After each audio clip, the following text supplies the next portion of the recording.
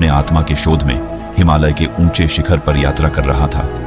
उसने सुना था कि इस खंडहर में एक अत्यंत शक्तिशाली साधु बसे हुए हैं जिनके पास अपने प्रश्नों के उत्तर हैं। उसने तय किया कि वह उस साधु के दर्शन करेगा, लेकिन यह सफर इतना आसान नहीं था। वो निकल तो गया था, लेकिन साधु तक पहुंचना इतना आसान अभी नहीं था।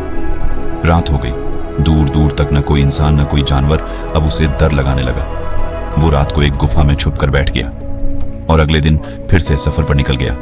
चलते चलते वो बहुत थक गया था, लेकिन अभी भी दूर दूर तक उन महात्मा का नामो निशान नहीं था। अब वो बीमार पड़ने लगा था। उसने कई दिन से कुछ भी नहीं खाया था।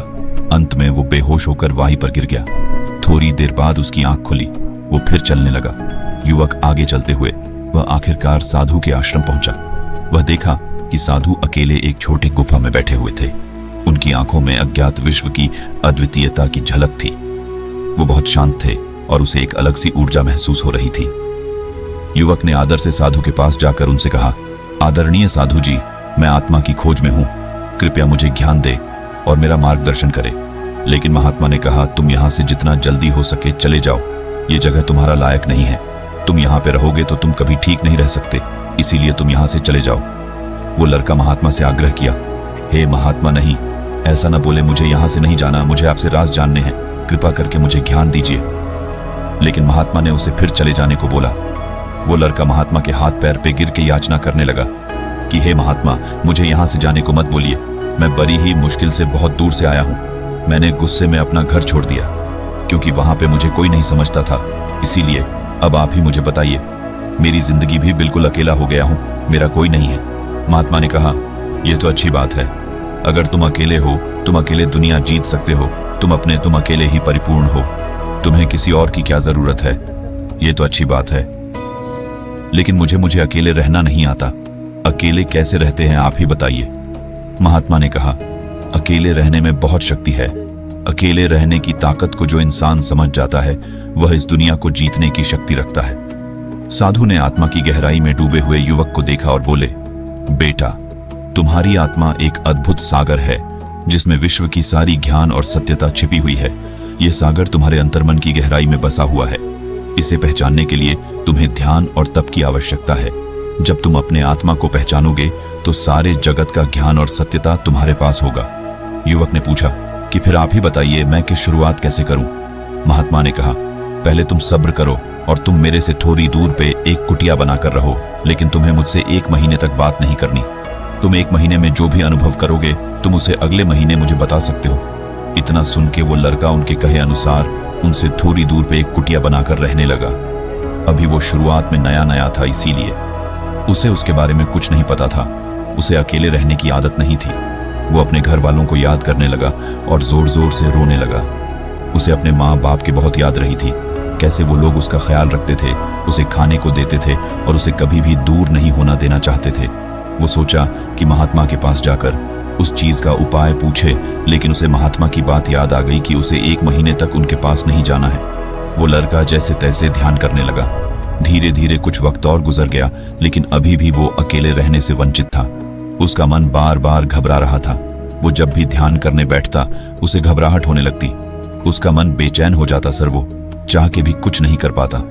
अब उसे महात्मा से दूर रहने की आदत हो गई थी, लेकिन अकेले रहने की आदत अभी भी उसके मन में घर वालों की याद आ ही जाती थी। धीरे धीरे 1 महीना हो गया। अब वो अपने अंदर ध्यान से चीजों को समझने लगा था। युवक ने साधु के शब्दों को गहराई से समझने का प्रयास किया और फिर उसने उनके पास से चलकर अपनी आत्मा की खोज में निकल पड़ा। उसकी यात्रा लंबे समय तक चली, लेकिन वह कभी नहीं हारा। उसने अपनी चेष्टा को बढ़ाते हुए ध्यान का अभ्यास किया और अपने अंतर्मन की गहराइयों में समाहित होने का प्रयत्न किया। रात्रि के अंधकार में वह ध्यान में लिप्त होकर बैठा रहता, अपनी सांसों को ध्यान में ले लेता। वह न सिर्फ अपने आत्मा की उपस्थिति महसूस करता, बल्कि उससे उसके अंतर्मन की गहराई में छिपी अनंत ज्ञान का भी अनुभव करता था। युवक की आत्मा ने धीरे धीरे उसके अंतर्मन की दुर्लभ रहस्यमय औरों को प्रकट किया। वह देखने लगा कि संसार की सृष्टि, परमात्मा की अद्वितीय शक्ति और सारे जीवों की एकता की अद्भुतता का रहस्य उसके सामने खुल रहा था। उसने साधु के उपदेश का स्वागत किया और अपने अंतर्मन के अद्वितीय सागर में डूब गया। धीरे धीरे उसके ज्ञान और संवेदनशीलता में वृद्धि हुई और वह अब संसार के रहस्यों को समझने और उसके साथ मिलकर जीने की कला सीख रहा था।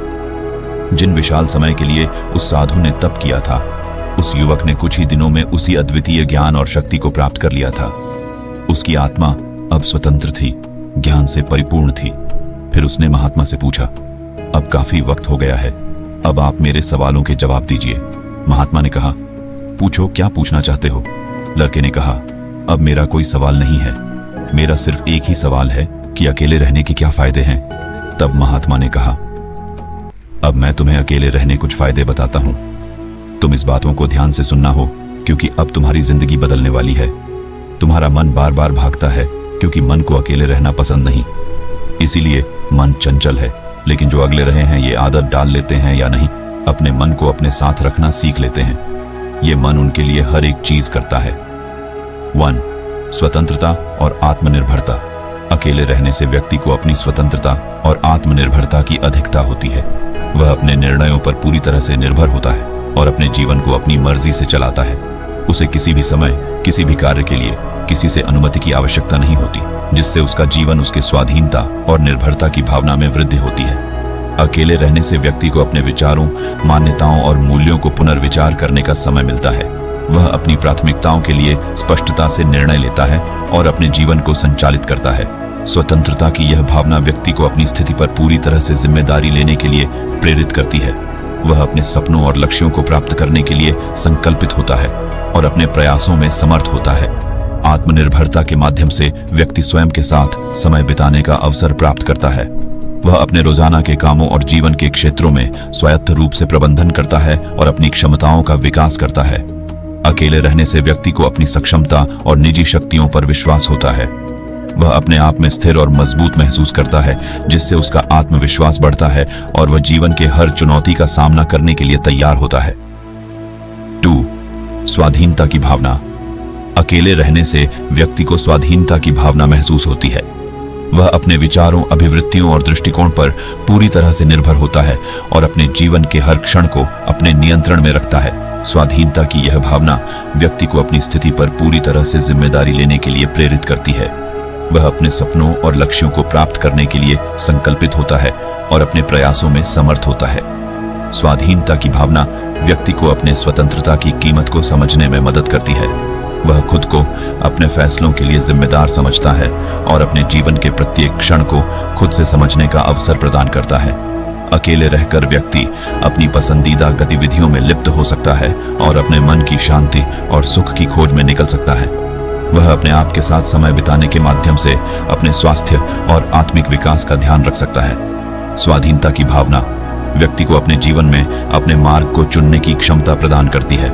वह अपने करियर, रिश्ते और सपनों के प्रति अपने आत्मविश्वास में वृद्धि करता है और स्वतंत्रता से जीने का आनंद उठाता है।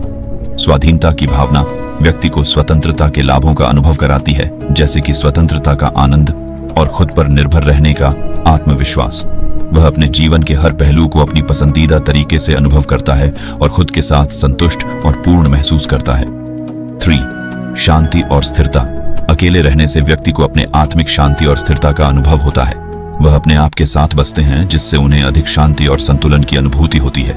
अकेले रहने से व्यक्ति को अपने आत्मा के साथ समर्पित होने का समय मिलता है। वह ध्यान में रहकर अपने आत्मा की गहराई को समझने में सक्षम होता है। यह उसके मन को शांति और स्थिरता की दिशा में ले जाता है। अकेले रहने से व्यक्ति को स्वयं के साथ उपयुक्त समय बिताने का मौका मिलता है। वह अपने मन की आवाज को सुनते हुए अपनी पसंदीदा गतिविधियों में लिप्त हो सकता है और इससे अपनी मानसिक स्थिति में सुधार देख सकता है। आत्मनिर्भरता के माध्यम से व्यक्ति अपने जीवन के हर पहलू पर स्वामित्व प्राप्त करता है। वह अपने मन की ऊर्जा को अपने उत्कृष्टता के लिए उपयोग करता है और इससे उसका जीवन साधनात्मक और संतुलित होता है। अकेले रहने से व्यक्ति को अपनी आत्मा की उच्चता और गहराई में जाने का अवसर मिलता है। वह अपने आत्मा के साथ उसकी संवाद बढ़ाते हैं और इससे उसका आत्मविश्वास और आत्मसम्मान बढ़ता है। शांति और स्थिरता की अनुभूति से व्यक्ति को अपने जीवन के हर पहलू पर संतुष्टि मिलती है। वह अपने आत्मा के साथ सच्चाई और पूर्णता की अनुभूति करता है, जिससे उसका जीवन अधिक खुशहाल और स्थितिगति से भरा होता है। 4. स्वस्थ मानसिक स्थिति। अकेले रहने से व्यक्ति की मानसिक स्थिति में सुधार होता है। वह अपने आत्मा के साथ संवाद करता है, जिससे उसकी चिंताओं और तनाव को कम किया जा सकता है। अकेले रहने से व्यक्ति को अपने आप के साथ समय बिताने का मौका मिलता है। वह अपने विचारों, भावनाओं और अनुभवों को स्वीकार करने का समय निकाल सकता है। यह उसके मानसिक स्थिति को स्थिर और सुधार करने में मदद करता है।